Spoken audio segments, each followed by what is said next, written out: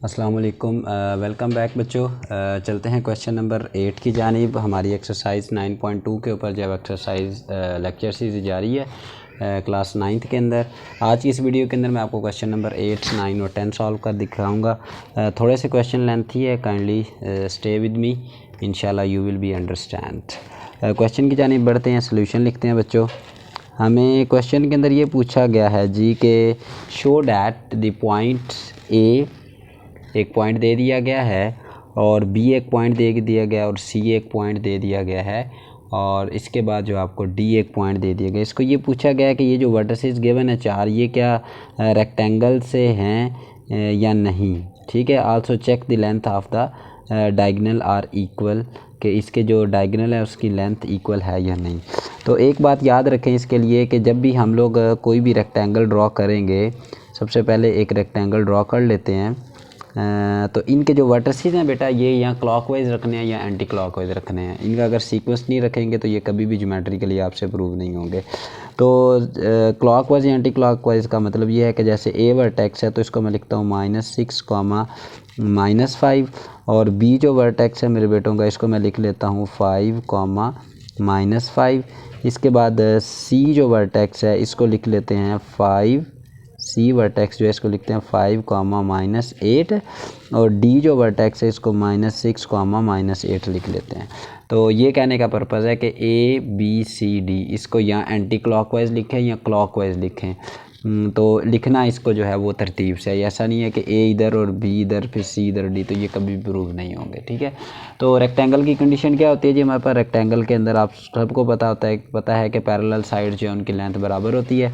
तो हमने ये वाली जो लेंथ है ना बी सी, इसको प्रूव करेंगे ए डी की लेंथ के इक्वल। सिमिलरली जो आपके पास ये जो लेंथ है ए बी की, उसको प्रूव करेंगे हम लोग ए बी की लेंथ को प्रूव करेंगे डी सी के इक्वल। इसके अंदर एक और भी चीज़ हमें चेक करनी होती है, वो आगे चल के आपको बताऊंगा, और फिर हमें जो डायगोनल है उनकी लेंथ जो है वो फाइंड आउट करनी है। ठीक है। तो सबसे पहले हम लोग रिक्वायर्ड लिख लेते हैं। रिक्वायर्ड के अंदर जो हमें क्वेश्चन के अंदर पूछा गया वो ये है कि हमें पहले तो फॉर रेक्टेंगल शो करना है। For rectangle we have to show here A B length जो है, ए बी की लेंथ बराबर है डी सी की लेंथ के इक्वल। एक बात ये हमें प्रूव करनी है। उसके बाद बच्चों हमें प्रूव करना है कि ए डी की जो लेंथ है, ये लेंथ जो है ये बराबर है किसके? बी सी की लेंथ के।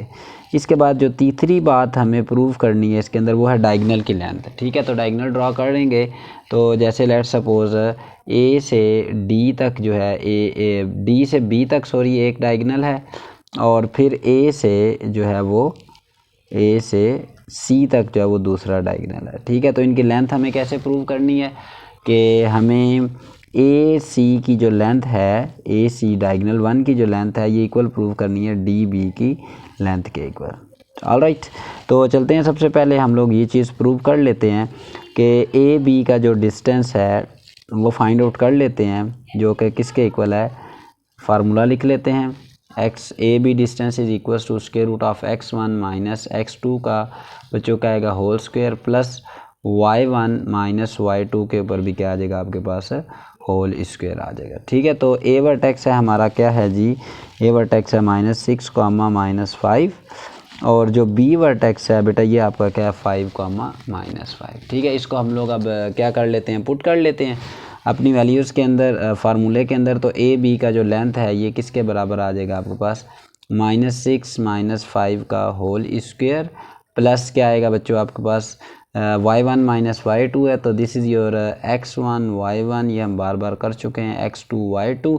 तो y1 क्या है आपका जी? -5, और ये जो है ना आपके पास माइनस एक तो फार्मूले का लगा, और ये दूसरा y2 जब वर्टेक्स का, तो ये -5 और ऊपर क्या डाल देंगे? होल स्क्वायर डाल देंगे। तो ए बी का जो लेंथ है वो आपके पास किसके इक्वल आ जाएगा जी? -11 का भी स्क्वायर आएगा, और प्लस -5 + 5, ये बच्चों आपको पता है क्या हो जाएंगे? 0। तो इसको करेंगे तो -11 है, -11 का जो स्क्वायर है ये किसके इक्वल होता है? 121 के इक्वल, जो कि आपके पास किसके बराबर आ जाएगा बच्चों? 11 के इक्वल। ये बात क्लियर होगी आपको? ये ए बी का डिस्टेंस था। ए बी का डिस्टेंस किसके बराबर प्रूव करेंगे? डी सी के इक्वल। तो हम डी सी के ऊपर फार्मूला लगा लेते हैं, जो कि बराबर होगा square root of x1 minus x2 का भी क्या आएगा whole square plus y1 minus y2 का बेटा क्या आ जाएगा आपके पास होल स्क्वायर आ जाएगा। ठीक है, तो ए डी पॉइंट लिख लेता हूँ। डी पॉइंट है जी मेरा -6 कॉमा -8 और जो सी वर्टेक्स है आपका, सी वर्टेक्स है बेटा आपका क्या 5 कॉमा -8। ठीक होगी बात ये। तो अब हम लगा लेते हैं जी किसके ऊपर, डी सी के ऊपर।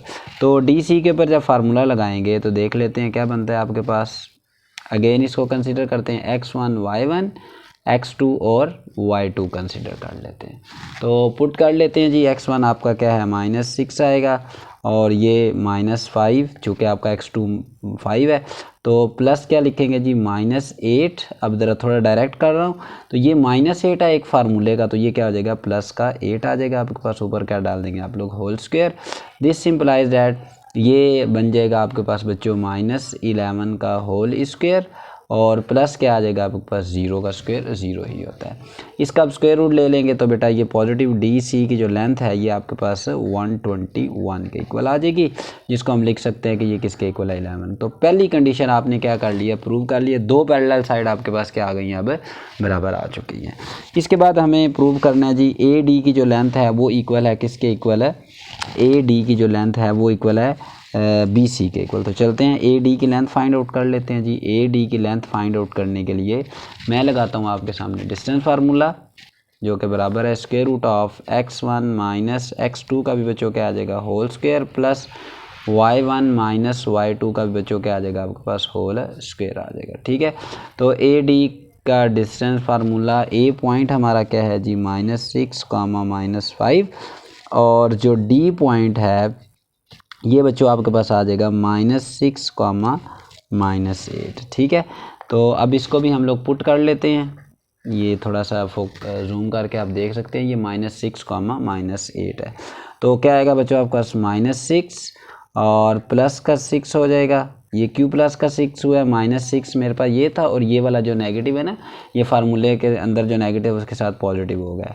इधर डालेंगे प्लस का साइन। अब मेरे बेटे क्या लिखेंगे -5 और प्लस क्या डाल लेंगे 8 क्यों प्लस का डाला है क्योंकि वर्टेक्स के साथ माइनस था और एक माइनस फार्मूले का था।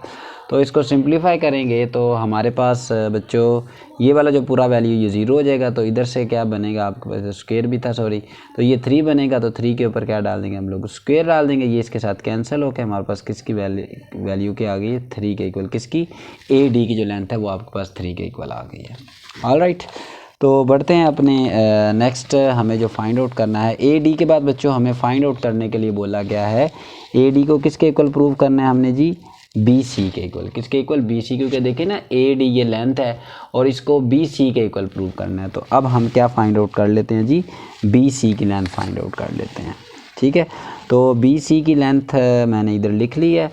फार्मूला क्या है आपका जी x1 माइनस x2 का whole square plus y1 minus y2 का भी क्या आएगा आपके पास होल स्क्वायर आ जाएगा। ठीक है, तो बी वर्टेक्स लिख लेता हूँ मैं, यह आएगा 5 +5 कामा -5 और उसके बाद बच्चों आपका जो सी पॉइंट है वो क्या है 5 कामा -8। ठीक है, अब हम इसके ऊपर क्या लगा देते हैं distance formula. This is your x1 y1, इसको क्या कंसिडर करेंगे x2 और y2। तो फार्मूले पे लगाएंगे तो बी सी की जो लेंथ है ये किसके इक्वल आ जाएगी बच्चों, देख लेते हैं 5 -5 whole square x1 minus x2 plus -5। अब ध्यान से देखें ये एक -5 है एक फार्मूले का, तो ये क्या बनेगा प्लस का 8 इधर क्या आ जाएगा आपके पास होल स्क्वायर। तो ये इक्वल आ जाएगा आपके पास किसके इक्वल बच्चों आएगा, ये 0 हो जाएगा ना ये पूरा। तो इधर से क्या बनेगा 3 का स्क्वायर, ये कट जाएगा तो ये आपके पास किसके इक्वल आ गया 3 के इक्वल। तो आप चेक कर सकते हैं कि आपकी ये जो बी सी की जो लेंथ है ये किसके इक्वल आई है 3 के इक्वल और ये जो 3 है ये बिल्कुल उसी 3 के इक्वल आ गया जो आपको इसके पैरेलल आपको ए डी जो है वो फाइंड आउट करना था। ये देखें ना मैंने ए डी फाइंड आउट किया था ये और ये आपस में क्या आ गए हैं पैरेलल आ गए। अब एक बात हमें जो क्वेश्चन के अंदर पूछी गई है वो पहले कर लेते हैं, फिर आपको एक और कंडीशन है पैरेललोग्राम के लिए। अच्छा पहले पैरेललोग्राम के लिए सॉरी रेक्टेंगल के लिए sorry once again sorry rectangle के लिए आपको पता होना चाहिए कि ये जो इसके वर्टिसेस होते हैं ना, इनके ऊपर 90 डिग्री का एंगल बनता है, ठीक है। और पैरेललोग्राम और रेक्टेंगल के अंदर कंडीशन एक ही होती है, सिर्फ फ़र्क क्या होता है कि इसके अंदर 90 डिग्री का एंगल बनता है रेक्टेंगल के अंदर, और 90 डिग्री का एंगल जो है वो पैरेललोग्राम के अंदर नहीं बनता। तो इसको 90 डिग्री शो करने के लिए हमें पहले डायगोनल जो है वो AC जो है वो फाइंड आउट करना पड़ेगा, ठीक है, क्योंकि हमने कंडीशन पढ़ी है फॉर राइट एंगल मतलब वो क्या होता है 90 डिग्री। उसके लिए क्या कंडीशन होती है, हाइपोटेनियस का स्क्वायर इक्वल होता है किसके, बेस के स्क्वायर के प्लस परपेंडिकुलर का स्क्वायर। ये बात बड़े ध्यान से आप लोग समझे क्योंकि ये बड़ी ट्रिकी सी बात है। तो हाइपोटेनियस आपको फाइंड आउट करना है, जो कि क्या है, ये अगर ये वाली ट्राइंगल मान लें हम लोग, अपर मान लें, ये लो मान लें, एक ही बात होती है। तो ये AC की पहले हमें लेंथ फाइंड आउट करनी है हाइपोटेनियस, क्योंकि इसकी बेस और परपेंडिकुलर जो ना हम ऑलरेडी फाइंड आउट कर चुके हैं। तो AC की लेंथ हमें फाइंड आउट करनी है। तो जो AC की जो लेंथ है उसके लिए हमें फार्मूला लगाना पड़ेगा। क्या आएगा आपके पास, x1 माइनस x2 का बेटा क्या आ जाएगा whole square, plus y1 minus y2 का भी क्या आ जाएगा आपके पास होल स्क्वायर आ जाएगा।